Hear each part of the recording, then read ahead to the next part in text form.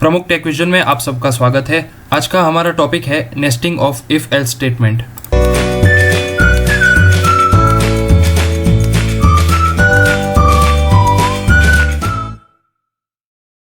तो सी लैंग्वेज सीखने की सीरीज में आज हम देख रहे हैं nesting of if else statement. तो उम्मीद है आपने हमारे पहले की वीडियो लेक्चर्स देखे होंगे।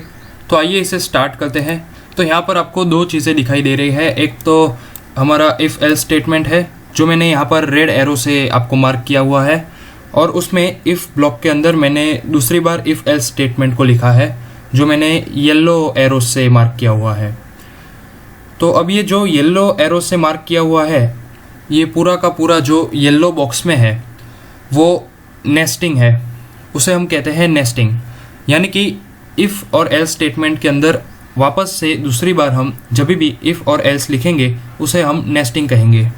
आप चाहे तो इफ़ ब्लॉक के अंदर इफ़ एल्स को लिखे या फिर एल्स ब्लॉक के अंदर इफ़ एल्स को लिखे, ये नेस्टिंग कहलाता है। ज़रूरत पड़ने पर इफ़ ब्लॉक के अंदर भी इफ़ एल्स स्टेटमेंट लिख सकते हैं और एल्स ब्लॉक के अंदर भी हम इफ़ एल्स स्टेटमेंट लिख सकते हैं। यानी कि इफ़ ब्लॉक के अंदर भी और एल्स ब्लॉक के अंदर भी एक ही समय पर एक ही प्रोग्राम में हम इफ़ एल्स स्टेटमेंट लिख सकते हैं अगर हमें ज़रूरत पड़ी तो। आप ऐसा भी कर सकते हो कि आपने इफ़ ब्लॉक के अंदर सिर्फ इफ़ स्टेटमेंट लिखा और एल्स ब्लॉक के अंदर वापस से इफ़ एल्स स्टेटमेंट लिखा, ये भी पॉसिबल है। अगर आप करना चाहे तो ऐसा भी कर सकते हो कि एल्स के अंदर सिर्फ आपने इफ़ स्टेटमेंट लिखा और इफ़ के अंदर आपने इफ़ एल्स स्टेटमेंट लिख दिया, ये भी पॉसिबल है। और अगर आपको ज़्यादा इफ़ स्टेटमेंट की ज़रूरत पड़े तो आप ऐसा भी कर सकते हो कि आपने इफ़ के अंदर तो नेस्टिंग की है पहले से इफ़ और एल्स स्टेटमेंट की, आप उसके अंदर वापस से नेस्टिंग कर सकते हो इफ़ एल्स स्टेटमेंट की। यानी कि ओरिजिनल इफ़ एल्स स्टेटमेंट तो है ही, उसमें आपने इफ़ के अंदर या फिर एल्स के अंदर या फिर दोनों के अंदर नेस्टिंग की इफ़ और एल्स स्टेटमेंट की। अगर आपको ज़्यादा ज़रूरत पड़ी तो फिर आपने जो नेस्टिंग किया हुआ इफ़ एल्स है उसके अंदर वापस से आपने नेस्टिंग की इफ़ एल्स स्टेटमेंट की, तो ये भी पॉसिबल है। आइए हम इसे ज़्यादा अच्छे से समझते हैं एक एग्जाम्पल लेके। एग्जाम्पल एकदम सिंपल होगा जिससे आपको nesting of if else statement क्या है वो आपको एग्जैक्टली मालूम पड़ जाए। उसके बाद हम डिफ़िकल्ट एग्जाम्पल्स तो लेते ही रहेंगे। तो चलिए अब एग्जाम्पल शुरू करते हैं। तो हम एकदम सिंपल सा प्रोग्राम लेंगे। यहाँ पर आप देख सकते हैं पहले हमने हेडर फाइल्स डाल दी है। यहाँ पर 3 हेडर फाइल्स है, standard library, standard input output और कंसोल इनपुट आउटपुट। उसके बाद हमने यहाँ पर लिखा है इंट मेन, यानी कि हमने यहाँ पर एक मेन डिफाइन किया है इंट। आप चाहे तो इसे वॉइड मेन भी डिफाइन कर सकते हैं। फिर हमने कर्ली ब्रेसेस डाले और लास्ट में रिटर्न 0। अगर आपने यहाँ पर वॉइड मेन लिखा है तो आप यहाँ पर रिटर्न 0 के बदले GETCH ब्रैकेट और सेमीकोलन लगा देना। तो अब हम यहाँ पर एकदम सिंपल एग्जांपल लेने वाले हैं। तो यहाँ पर हम इंटीजर एक आई डिफाइन कर देते हैं। उसके बाद हम क्या करेंगे, हमें इफ़ और एल्स स्टेटमेंट का नेस्टिंग करना है। तो फिर हमें 3 कंडीशन तो मिनिमम लेनी होगी। तो फिर हम यहाँ पर प्रिंट करा देते हैं कि प्रिंट एफ एंटर आइदर 1 और 2। ठीक है, अब ये 1 और 2 हमने नंबर पहले से यहाँ पर लिख ही दिया है, मतलब वो आई के अंदर या तो 1 लिखेगा या तो 2 लिखेगा। या फिर एक ऐसा भी केस हो सकता है कि कोई छोटा बच्चा करने बैठ गया जिसे पता ही नहीं कि 1 और 2 क्या है, तो वो तो कुछ भी लिख देगा यहाँ पर। तो उसके लिए क्या करेंगे वो आगे हम प्रोग्राम में देखते हैं। तो हम लिखेंगे यहाँ पर scanf %d, क्योंकि यहाँ पर हमने इंटीजर में लिया है और उसे हम स्टोर कराएंगे i में, तो n% i आ गया, सेमीकोलन। अब हम कंडीशंस देना स्टार्ट करते हैं। जो हमारा फर्स्ट है इफ़ अगर i इक्वल्स टू 1 हुआ, i इक्वल्स टू 1, तो फिर हम इसे प्रिंट करवा देते हैं कि print f this is C language लिख देते हैं हम यहाँ पे, दिस इज़ सी लैंग्वेज। ठीक है, सेमीकोलन।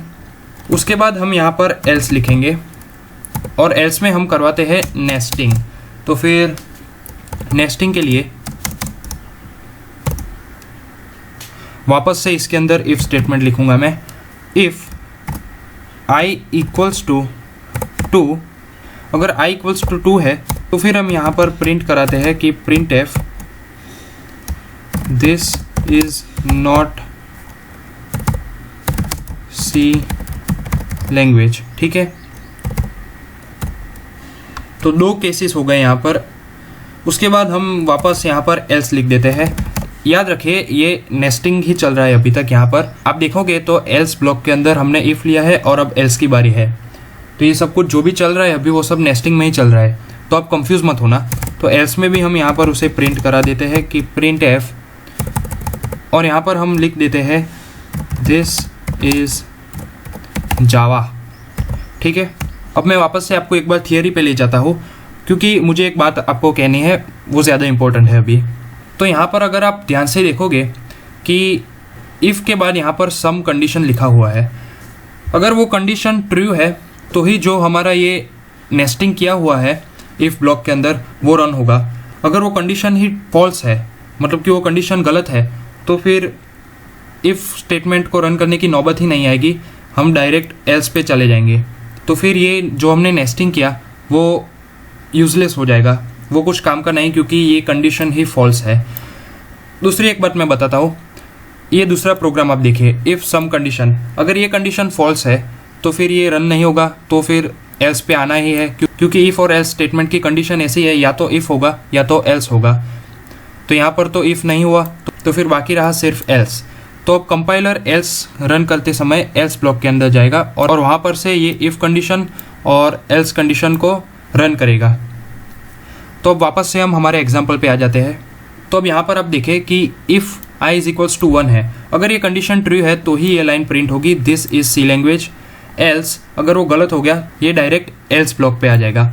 अब एल्स के अंदर अगर ये वाले इफ़ स्टेटमेंट की कंडीशन सेटिस्फाई हो गई तो ही प्रिंट होगा कि this is not C language. और अगर कुछ भी सेटिस्फाई नहीं हुआ तो फिर लास्ट में एल्स में ये प्रिंट हो जाएगा कि दिस इज़ जावा। तो अब हम प्रोग्राम को रन करते हैं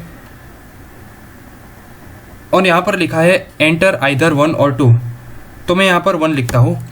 अब आप कंडीशन को याद करना, हमने लिखा था यहाँ पर कि if i is equals to 1 तो फिर प्रिंट होना चाहिए दिस इज सी लैंग्वेज। तो अब हम देख लेते हैं, यहाँ पर i इज इक्वल्स टू 1 और एंटर दबाता हूँ मैं, दिस इज सी लैंग्वेज। दूसरी बार रन करूँगा और मैं लिखूँगा 2, तो यहाँ पर लिख के आ गया this is not C language. और लास्ट में मैंने पहले ही कहा था, अगर कोई और ही नंबर लिख दे तो फिर जो सबसे लास्ट हमारी कंडीशन है एल्स, वो डिस्प्ले करेगी जो लिखा है हमने वहाँ पर जावा। तो यहाँ पर मैं लिख देता हूँ 8, तो लिखा है दिस इज़ जावा। अब मैं वापस से आपको समझाता हूँ इसमें हुआ क्या। जब भी कोई भी प्रोग्रामर 1 डालेगा तब ये इफ़ कंडीशन सेटिस्फाई होगी, और इफ़ कंडीशन अगर सेटिस्फाई हो गई तो प्रिंट होगा दिस इज़ सी लैंग्वेज। अगर किसी प्रोग्रामर ने डाल दिया यहाँ पर 2, तो फिर ये कंडीशन तो फॉल्स हो गई, तो ये इफ़ को चेक नहीं करेगा, वो चेक करेगा डायरेक्ट एल्स को। एल्स के अंदर वापस से हमने नेस्टिंग की है, तो फिर अगर i इज इक्वल्स टू 2 है, फर्स्ट कंडीशन आप देखिए नेस्टिंग की, if i is equals to 2, अगर वो 2 है तो फिर हमारी कंडीशन ट्रू हुई और वो प्रिंट कराएगा this is not C language.